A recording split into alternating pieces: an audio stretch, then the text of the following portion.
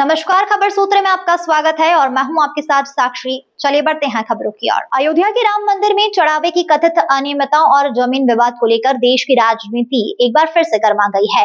आम आदमी पार्टी के राष्ट्रीय संयोजक और दिल्ली के पूर्व मुख्यमंत्री अरविंद केजरीवाल ने प्रेस कॉन्फ्रेंस करते हुए भारतीय जनता पार्टी और उत्तर प्रदेश सरकार पर कई गंभीर सवाल उठाए हैं। प्रेस कॉन्फ्रेंस के दौरान अरविंद केजरीवाल ने भाजपा के पूर्व सांसद ब्रजभूषण शरण सिंह के एक कथित बयान का हवाला देते हुए दावा किया है कि अगर मामले की निष्पक्ष जांच हुई तो कई बड़े नाम सामने आ सकते हैं। उन्होंने सवाल किया है कि आखिर ऐसे कौन लोग हैं जिनका नाम लेने से लोग डर रहे हैं। केजरीवाल ने बागेश्वर धाम के धीरेन्द्र कृष्ण शास्त्री के कथित बयान का भी उल्लेख करते हुए कहा कि इस पूरे मामले में बड़े लोगों की भूमिका होने के आरोप लगाए जा रहे हैं।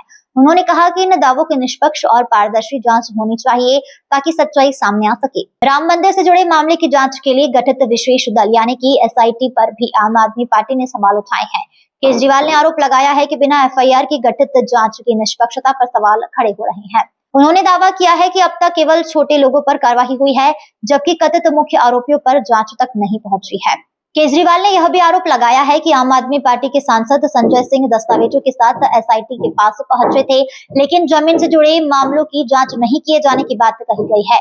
उन्होंने सरकार से पूरे प्रकरण की व्यापक और निष्पक्ष जांच कराने की मांग की है। फिलहाल अरविंद केजरीवाल ने इन आरोपों पर भारतीय जनता पार्टी उत्तर प्रदेश सरकार और संबंधित पक्षों की ओर से आधिकारिक प्रक्रिया का इंतजार किया है। आरोपों की स्वतः पुष्टि नहीं हुई है। जैसे ही संबंधित पक्ष का बयान सामने आएगा, खबर सूत्र उसे भी प्रमुखता से आपके सामने रखेगा। छत्तीसगढ़ से ब्यूरो रिपोर्ट। श्री राम मंदिर में चढ़ावे की चोरी हुई है, अब ये सब लोग मान रहे हैं,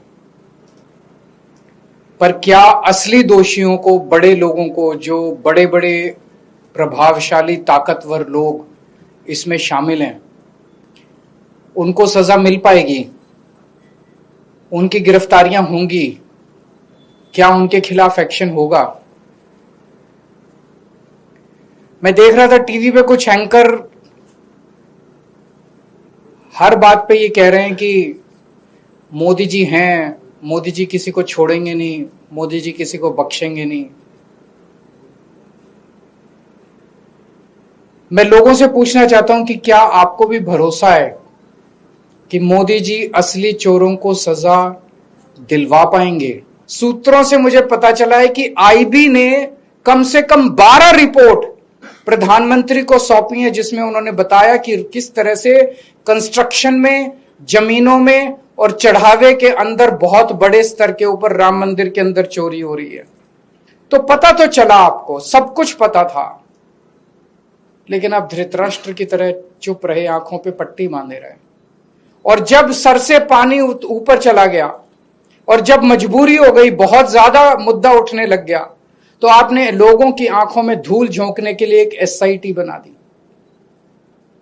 एसआईटी बिना एफआईआर की एसआईटी बन कैसे सकती है? तब तक एफआईआर ही नहीं हुई थी। बिना एफआईआर की एसआईटी बन ही नहीं सकती। आपने एक एसआईटी बना दी धूल झोंकने के लिए, लोगों की आंखों में धूल झोंकने के लिए। उसी दिन देश के लोगों को पता चल गया था, जब आपने एसआईटी बनाई थी, कि प्रधानमंत्री जी लीपापोती कर रहे हैं, प्रधानमंत्री जी असली गुनहगारों को बचाने की कोशिश कर रहे हैं। और फिर आपने एक फर्जी एफआईआर की। फर्जी एफआईआर में 8 छोटे छोटे लोगों को पकड़ के जेल में डाल दिया। उसमें भी उन 8 छोटे छोटे लोगों को भी पुलिस कस्टडी नहीं दिलवाई गई, सीधे जुडिशियल कस्टडी। पुलिस ने कस्टडी मांगी नहीं। किसी भी चोरी के मामले में पुलिस कहती है कि हमें पूछताछ करनी है, हमें चोर से पूछना है कि माल कहां है, किसके कहने से चोरी की, कोई मास्टरमाइंड तो नहीं है, टोटल कितनी चोरी की, कुछ नहीं। पुलिस ने कोई पूछताछ नहीं की उन 8 लोगों से। पुलिस कस्टडी नहीं ली गई उनकी। उनको एश्योरेंस दिया गया, चिंता ना करो, 2-4 दिन में बेल करा देंगे तुम्हारी। ये चल क्या रहा है प्रधानमंत्री जी?